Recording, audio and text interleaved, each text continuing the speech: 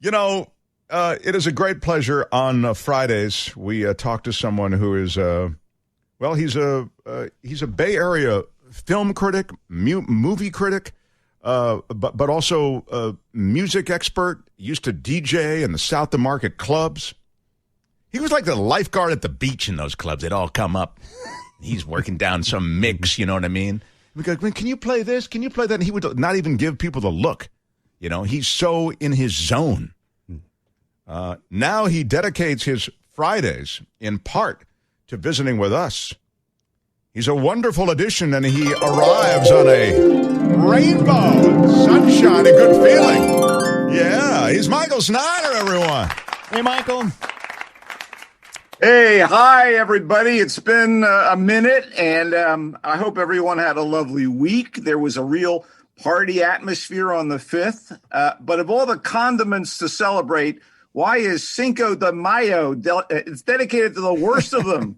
Mayo. I mean, why isn't there a Cinco de Salsa or a Cinco de Mustard? I'm really frustrated. I see what he Thanks did. a lot, Mark. Appreciate you, brother. I see what he did. I got it. Yes.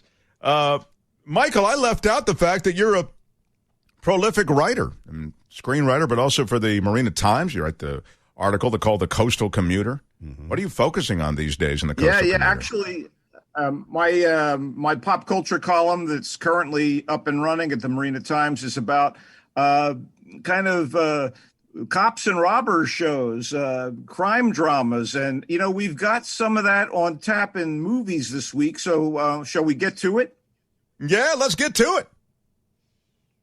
All right. So that's that Zoom delay, isn't it, Brett? Yeah. When I say something and then it like 1,000, 2,000, then Michael starts. All right, go ahead, Michael. I'm sorry. I was just commenting. Hey, listen, I didn't invent this technology. I'm just victimized. You're a victim. I love that. You are a victim, Okay, so I am terribly sorry. Listen to me. I don't want to hear you. I'm sorry. I was just commenting on it. Go ahead, Michael, please. Director Guy Ritchie, we know his work. He's hacked out some overblown but successful blockbusters, the Robert Downey Sherlock movies, the Will Smith live-action Aladdin. But I much prefer his witty, smaller-budget crime comedy, The Gentleman, from last year, and certainly his thrilling breakthrough British gangster movie, Lock, Stock, and Two Smoking Barrels. Wrath of Man is his latest, and he's still in leaner mode with a solid dose of heist action and plenty of violent fight scenes and explosive shoot-'em-ups and an angry lead character that's right in the wheelhouse of rough and tumble star Jason Statham. But it's not up to the best of either Ritchie or Statham. Set in seedy parts of L.A., including some familiar places to me in the warehouse district, like, they're across from the Corey Helford Gallery. And I'm like, oh, I've been there. Anyway, it's got plenty of tension to go along with the fury of Statham's tough guy protagonist. This guy joins an armored truck company and turns out to be uncommonly good at thwarting a robbery. And then we go to the flashbacks and learn of the dark agenda that brought him to the job. There's a lot that's by the numbers here. I saw one twist coming down Hollywood Boulevard. Ultimately, I clarify that it's an okay diversion. In fact, it's actually a remake, and it's a remake of a better movie from France, 2004's Le Convoyeur, which is translated roughly as Cash Truck, which is a movie with Jean Dujardin, which I like. But better to see that and to see Statham in the far more ridiculous and ridiculously entertaining Fast and Furious spinoff Hobbs and Shaw, or an over-the-top transporter movie, and to see Ritchie working with a more creative or daring script rather than a middling remake. Nonetheless, bang, bang, it's diverting. Only in theaters for now, but it ought to be fun home viewing when available. That's Wrath of Man. It kind of got the Wrath of Michael, but not really. I mean, I like crime films. What can I tell you? Yeah. I think you're right. I think caper films, and Jason Statham, he was in one of the great movies that involved capers, probably several of them, but didn't he do The Bank Job?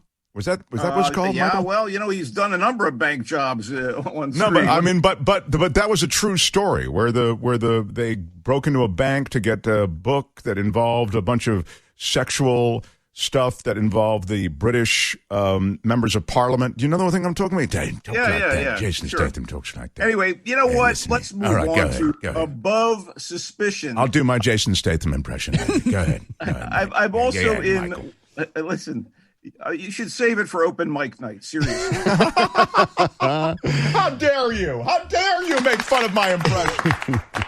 Go ahead. I'm also in why couldn't this have been better mode about Above Suspicion, a true crime movie. Ready, Brett? Based on an actual lurid set of events. It's based on love that. Brett always wants to know if things are based on a true story. Yeah. I know. Yeah. Well, it's set in 1988. Above Suspicion concerns a young FBI agent and a sexy drug addict turned informant in a small Kentucky coal mining town where the mines closed and the people are now on the skids.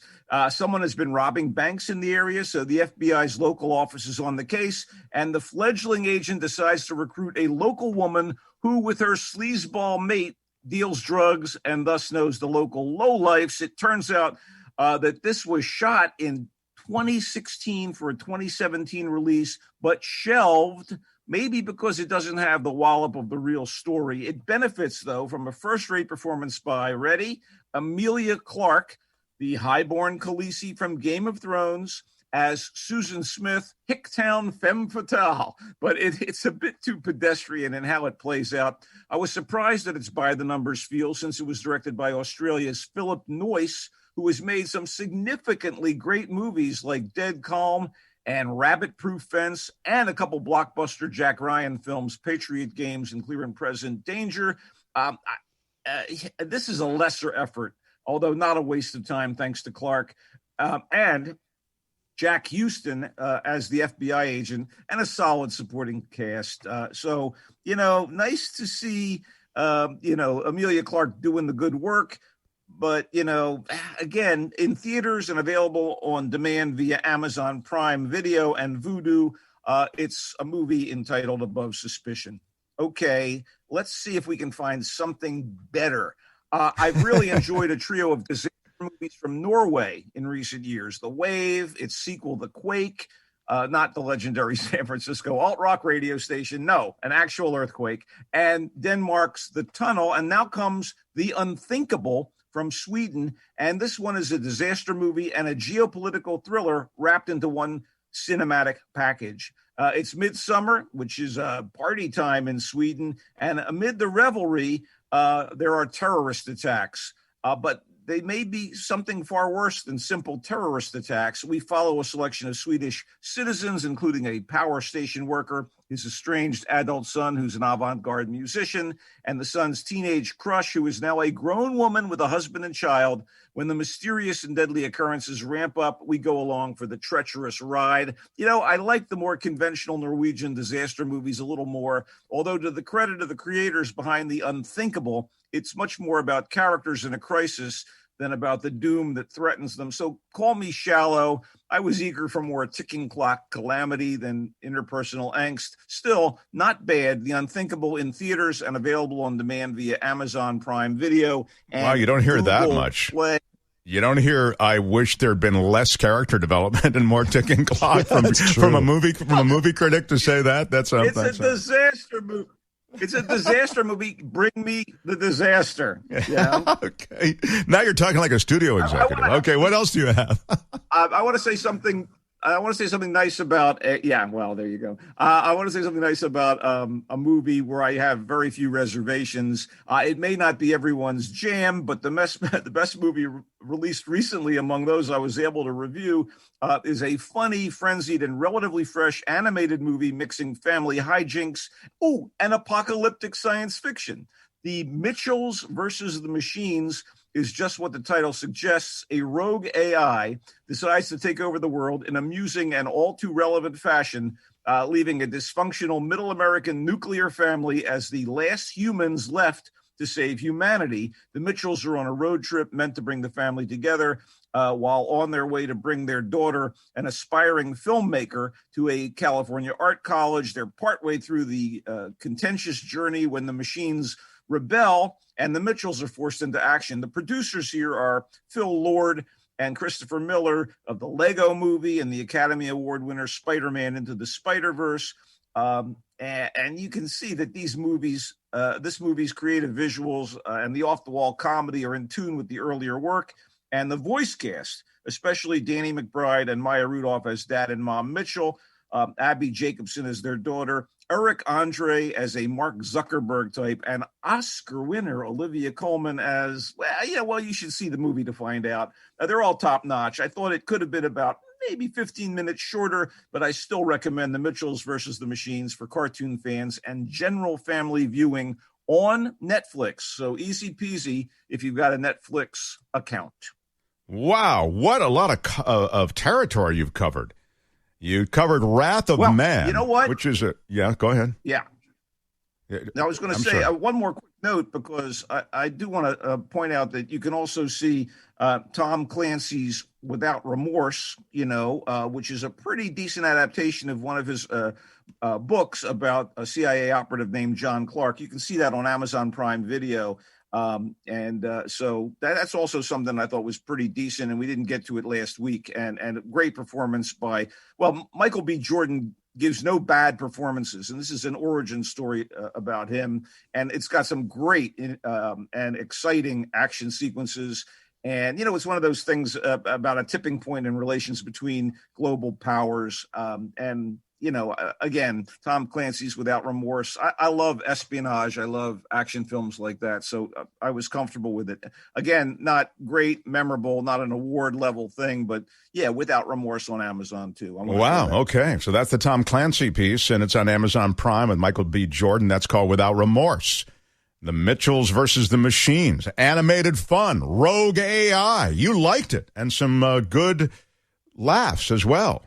The Unthinkable is a Swedish disaster film that you thought was meh. Bring on the disaster sooner if you ever do it again.